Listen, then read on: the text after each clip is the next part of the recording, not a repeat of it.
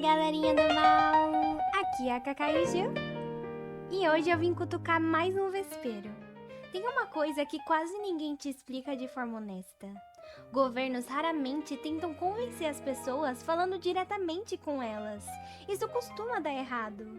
Quanto mais explícito é o poder dizendo faça, aceite, apoie, maior é a resistência. O ser humano desconfia de quem manda, mas abaixa a guarda diante de quem admira. Por isso, ao longo da história, o discurso político mais eficiente quase nunca veio com cara de política. Ele veio disfarçado de cultura, de entretenimento, de arte e de boa intenção. Veio com um rosto simpático, uma música bonita, um ator carismático, alguém que parece gente como a gente. Isso não é teoria moderna nem coisa de internet. No século XX, Edward Bernays, considerado o pai das relações públicas, foi extremamente claro sobre isso. Ele dizia sem pudor que a opinião pública podia ser moldada de forma consciente e organizada. Ele também dizia que a manipulação consciente e inteligente dos hábitos organizados e das opiniões das massas é um elemento importante da sociedade democrática. Ele não falava em convencer pelo debate racional, mas em criar ambiente, clima e sensação de consenso. Não era sobre provar algo verdadeiro, mas sobre tornar algo socialmente aceitável. E esse método foi colocado em prática de forma assumida. Durante a Segunda Guerra Mundial, o próprio governo dos Estados Unidos trabalhou diretamente com Hollywood. Atores, diretores e roteiristas participaram de campanhas oficiais para elevar a moral da população e gerar apoio à guerra. Isso é documentado e estudado em universidades e reconhecido pelo próprio governo americano.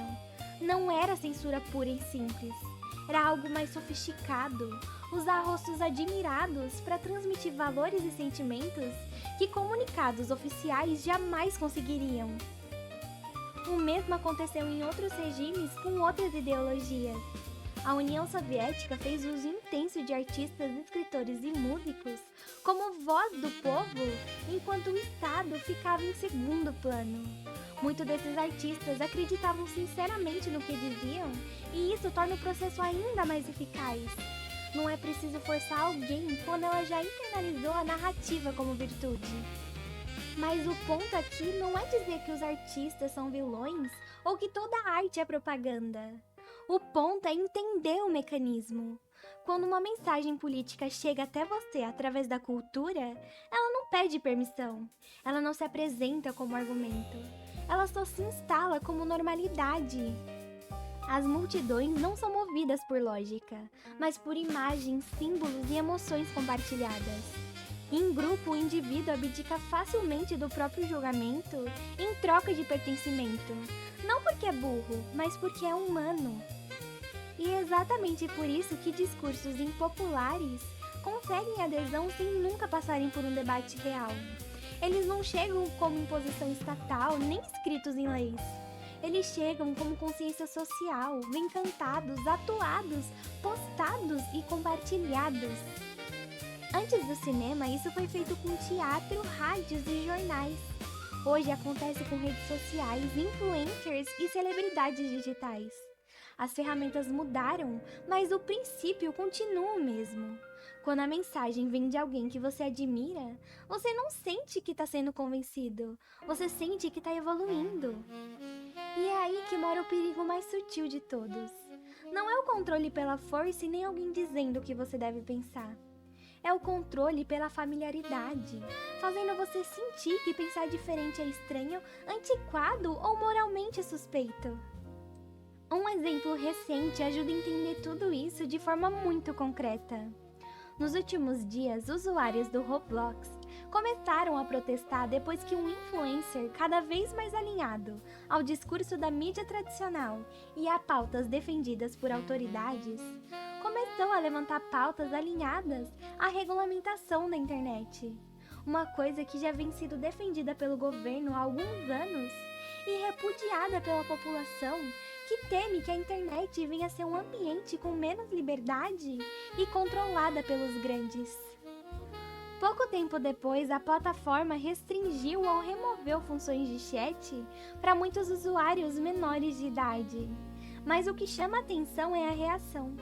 Em um país onde adultos já desistiram de protestar, onde a maioria prefere repetir frases prontas ou simplesmente se adaptar, foram justamente os jovens que reagiram. Eles reclamaram, questionaram, se organizaram dentro do que podiam. E isso já diz muita coisa.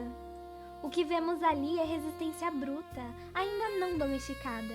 E isso incomoda, porque expõe algo que os adultos preferem não encarar. Muita gente não concorda de verdade com essas decisões e apenas aprendeu que discordar custa caro socialmente. E esse é o ponto central. Quando o discurso deixa de vir do governo e passa a vir de celebridades, jornalistas, artistas e influencers, ele não precisa mais ser imposto. Ele passa a ser internalizado. As pessoas não defendem a pauta porque analisaram seus efeitos, mas porque ela foi apresentada como virtude, e discordar deixa de ser um posicionamento racional e passa a parecer falha de caráter. Com isso, a gente consegue ver como sociedades inteiras aceitaram decisões absurdas, têm resistência real, e que o maior perigo não está em pessoas más, mas em pessoas que pararam de pensar criticamente e passaram a agir por conformidade. Quando o julgamento individual é substituído por slogans morais, a consciência entra em modo automático. E esse automatismo não nasce do medo explícito, mas do desejo de pertencimento. Ninguém quer ser o estranho da sala, nem ser apontado como atrasado, insensível ou problemático. Então essas pessoas repetem, compartilham e defendem, e muitas vezes nem sabem ou percebem que estão defendendo algo que nunca escolheram conscientemente. O caso do Roblox mostra isso de forma quase simbólica. Jovens protestando, enquanto adultos se calam, não é sinal de maturidade social. É sinal de desistência. É o retrato de uma geração que aprendeu que pensar dá trabalho e que repetir dá aplauso. Não se trata de demonizar segurança, tecnologia ou preocupação com os jovens. Trata-se de entender quem define os limites, como que se define e por que quase nunca há debate real, quando a pauta vem embrulhada em virtude e amplificada por rostos famosos. Manter o próprio senso crítico hoje não é rebeldia, é responsabilidade. Não exige gritar, nem brigar e nem viver em guerra com o mundo. Exige algo bem mais simples e bem mais raro. É não entregar sua consciência para terceiros, por mais simpáticos, populares ou bem-intencionados que eles pareçam. E isso historicamente sempre fez a diferença entre sociedades que preservam liberdade e sociedades que apenas aprenderam a obedecer sorrindo. Então fica meu conselho sincero de amiga mesmo. Não entrega sua cabeça para ninguém só porque a pessoa parece simpática, famosa ou bem-intencionada. Ideias merecem ser examinadas e não idolatradas, inclusive as minhas. Tudo nessa vida precisa passar pelo nosso próprio filtro e pelo nosso próprio julgamento. Pensar por conta própria não é desconfiança, é responsabilidade. E agora eu quero saber o que você pensa. Comenta aqui embaixo, vamos conversar de verdade. Se você gostou, deixa o like, se inscreve no canal e compartilha esse vídeo com alguém que ainda acha que tudo isso é coincidência. Ativa o sininho e, se estiver disponível, aperta o botão de hype. Isso ajuda demais no crescimento do canal. E para começar bem a semana, se eu não te fiz pensar, pelo menos